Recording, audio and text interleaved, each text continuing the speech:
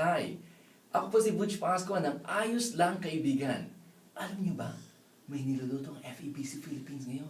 Oo, ito ang Pinoy Connection, a 24/7 internet radio. Basta may internet access ka, mapapakinggan mo ito. Pinoy sa ibang bansa. Oo, mga OFW at mga kapamilya nyo na naiwan dito sa Pilipinas. Abangan ang Pinoy Connection. Malapit na.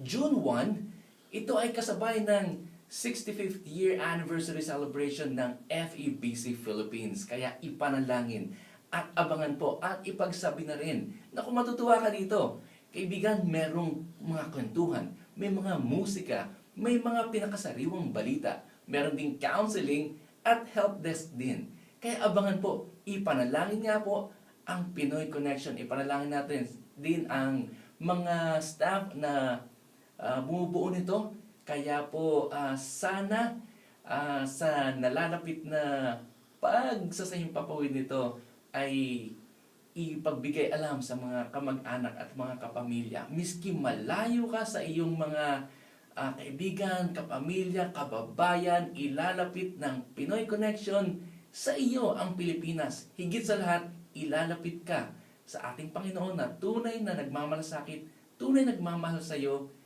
lang, kaibigan. Yan ang Pinoy Connection. Ayos?